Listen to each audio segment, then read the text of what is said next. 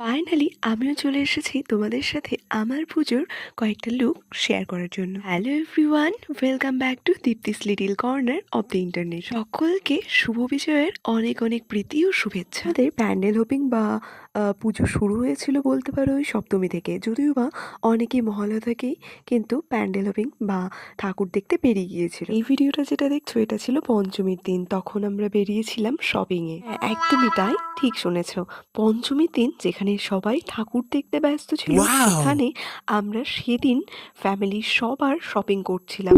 তো প্রথমে এখানে কিন্তু গোপালের ড্রেস দিয়ে শুরু করেছিলাম শপিং। প্রথমে গিয়েছিলাম বালুরঘাটের বড় বাজারে, তারপর সেখানে কিছু শপিং হয়ে গেলে গিয়েছিলাম এম বাজার।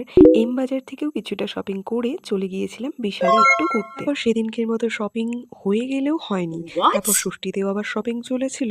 দেন সপ্তমীতে যাওয়ার আগে এখানে আমি একটু ফেসিয়াল করে নিচ্ছিলাম, হোমমেড ফেসিয়াল। ফটাফট করে একটু হালকা মেকআপ করে বেরিয়ে গিয়েছিলাম, একটুখানি কাজল পরেছিলাম। এই তো টোটোতে করে আমরা এখন যাচ্ছি হিলিতে। সাথে ছিল মা, বোনু, দাদু, দিদা আর আমরা দুজন। যেহেতু আমরা বিকেল 4টার আগে গিয়েছিলাম তাই কিন্তু আমাদের হাঁটতে হয়নি। তাছাড়া কিন্তু হিলিতে অনেকটা কয়েক কিলোমিটার হেঁটে কিন্তু ঠাকুর দেখতে হয়। ঠাকুর দেখতে দেখতেই মানে প্যান্ডেল দেখতে দেখতেই ভীষণ গরম ছিল সেদিন। তো প্রথমে খেয়েছিলাম আইসক্রিম আর তারপর খেয়েছিলাম ফুচকা। এখানে ছোটবেলায় আমরা 10 টাকার 10টা ফুচকা খেতাম, আর আমার বর বলে তো ওদের সময় ওরা নাকি মানে আমার 4 থেকে 5 বছর আগে তখন নাকি 10 টাকার 20টা ফুচকা পাওয়া যেত।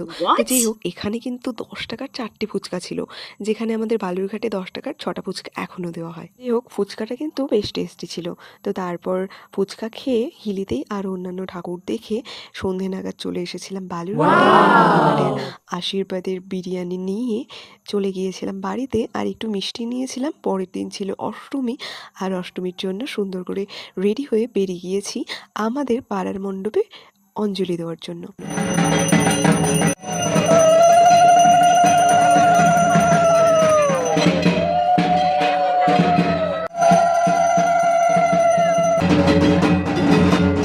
তো অঞ্জলি দেওয়ার শেষে এখানে আমরা কিছু ফটোস অ্যান্ড ভিডিওস ক্লিক করছিলাম, আর তার মাঝেই কিন্তু একটা ছোট্ট বন্ধু আমাদের সাথে দেখা করতে এসেছিল। তো ওকে দিয়েছিলাম একটু প্রসাদ, ও কিন্তু সুন্দর করে প্রসাদ খেয়েছিল। আর উপোস করে থাকার পর প্রসাদ খেয়ে নিলাম আমরাও। দেন চলে গিয়েছিলাম বাড়ির পাশে একটা জায়গায় যেখানে কিছু ফটো শ্যুট করার জন্য আমরা গিয়েছিলাম। তো আমাদের মোটামুটি ফটোশ্যুট করা হয়ে গিয়েছে, আর এখানে কিন্তু সমস্ত ফটোসগুলো ক্লিক করে দিয়েছিল রানা।